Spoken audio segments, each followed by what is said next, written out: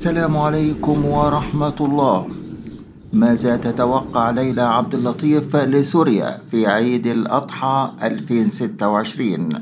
لقد حان وقت التغيير. في البداية ما ننساش نعمل اشتراك في القناة ونفعل الجرس عشان يوصلنا كل التوقعات الجديدة.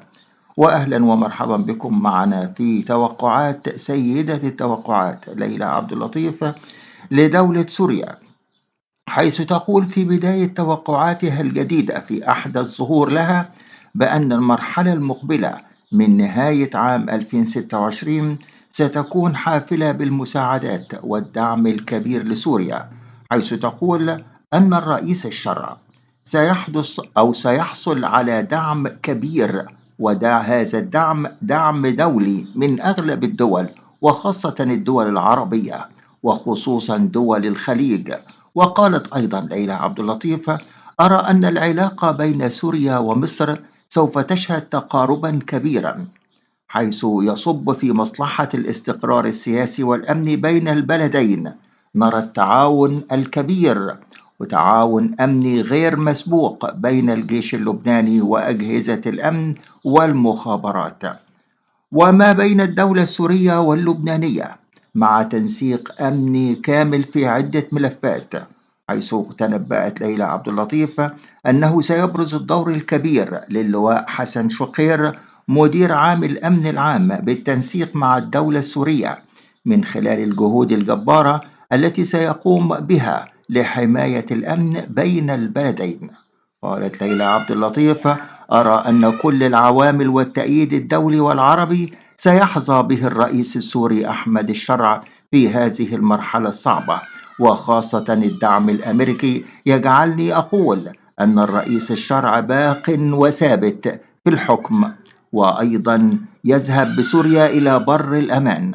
حيث قالت: أرى تعاونا بارزا بين الدولة السورية واللبنانية لتسليم كل المطلوبين، وخاصة من الأطراف المتطرفة، من خلال التعاون الكامل لمنع دخول أي سلاح أو مسلحين من سوريا إلى لبنان ومن لبنان إلى سوريا.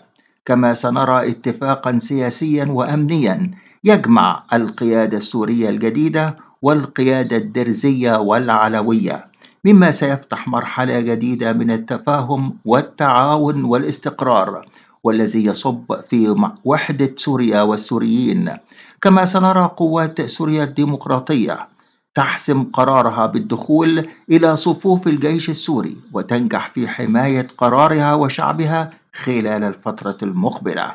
وقالت ليلى عبد اللطيف: سيطلب الرئيس ترامب من القضاء الأمريكي وأجهزة الأمن والمخابرات فتح تحقيق شامل في ملف اعتقال وقتل رعايا من الجنسية الأمريكية في سوريا والنظام السوري السابق، نظام بشار الأسد، سيكون في قلب هذا الحدث. كما قالت: لا أستبعد زيارة الرئيس أحمد الشرع إلى لبنان. سنرى عدة شخصيات لبنانية وسياسية ودينية تقوم بزيارات متعددة أيضا إلى سوريا، وصدور عفو بالإفراج عن السجناء الإسلاميين من السجن اللبناني المركزي في رمية. بالمقابل سنشهد الإفراج عن سجناء لبنانيين من سجون سوريا. قالت ليلى عبد اللطيف في توقعاتها للدولة السورية: أرى أن سوريا قد دخلت في المرحلة الحاسمة والنهائية من عمر الأزمة السورية، وذلك لأنني أرى حدوث ثلاثة عوامل مهمة تؤدي إلى ظهور الصورة والمشهد على الساحة السورية، سواء سياسيا أو أمنيا أو اقتصاديا بقيادة الرئيس أحمد الشرع. كل هذه العوامل ستصب في مصلحة الشعب السوري، وخاصة على النازحين والمهاجرين من سوريا. سنسمع الكثير من القرارات التي تضمن عودة النازحين والمهاجرين إلى سوريا في المرحلة المقبلة، حيث تقول ليلى عبد اللطيف أن نهاية العالم، نهاية عام 26 في سوريا، ستكون بداية الحوار السياسي والمفاوضات والتفاهمات الجديدة والجدية بمساعدة الكثير من الدول، سواء كانت الدول عربية أو أجنبية، وخاصة الدول الخليجية. قالت: كل هذه الوفود الدبلوماسية الدولية في سوريا سيكون هدفها فتح خطوط جديدة مع القيادة السورية الجديدة بقيادة أحمد الشرع، وذلك من أجل التعاون ووضع حلول سياسية وأمنية على سكة الأمان، ولمساعدة سوريا في إعادة السلام والإعمار والبناء والازدهار من جديد.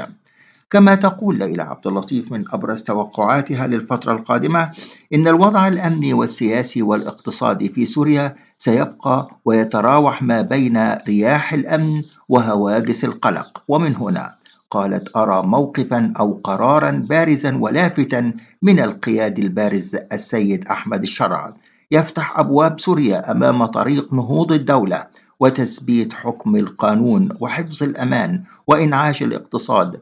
قالت: أرى أن الوضع في سوريا اليوم لن يستمر على هذا الحال، وهناك عدة تطورات ومتغيرات قادمة.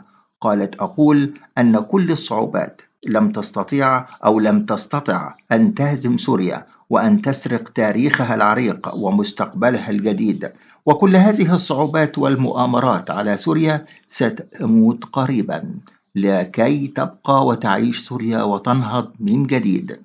وهذا النهوض، قالت عنه سيدة التوقعات، سوف يعكس كل التطورات والتوقعات، سيحمل الكثير من المفاجآت المهمة والإيجابية.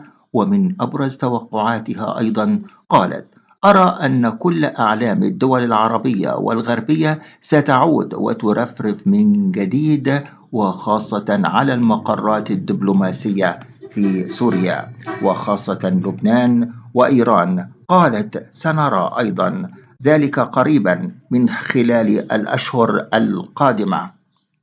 تقول أيضا ليلى عبد اللطيف من أبرز توقعاتها: أرى أجواء من القلق والخوف تحوم حول شخصية سورية سياسية وعسكرية بقلب سوريا في المرحلة المقبلة. قالت: سنرى خلال الفترة القادمة ثلاثي يجمع الرئيس أحمد الشرع مع الرئيس الروسي بوتين والرئيس التركي أردوغان. سنرى عدة تبادلات من الزيارات العربية من وإلى سوريا ومن أغلب الدول العربية منها قطر والأردن. وأيضا تقول ليلى عبد اللطيف إن مصر ولبنان واليمن سنرى أيضا زيارات بين سوريا وهذه البلاد. سنرى بوادر انفراجات قوية تصب في مصلحة سوريا والسوريين سواء على المستوى المعيشي أو الاقتصادي بشكل عام. تقول ليلى عبد اللطيف أن سوريا خلال المرحلة المقبلة ستدخل مرحلة الازدهار والنمو الاقتصادي على أكثر من صعيد، وسنرى الرئيس أحمد الشرع سيقوم بتغيير كبير في الوجوه السياسية والحكومية داخل المؤسسات العسكرية والأمنية في سوريا مع بدء حملة واسعة لمكافحة كل أنواع وأساليب الفساد داخل سوريا. سنرى وسترون سوريا ستعود بقوة إلى الواجهة وأكثر من الأول، بتمييز كبير وبارز على المستوى العربي والعالمي تحت حكم وقيادة الرئيس أحمد الشرع.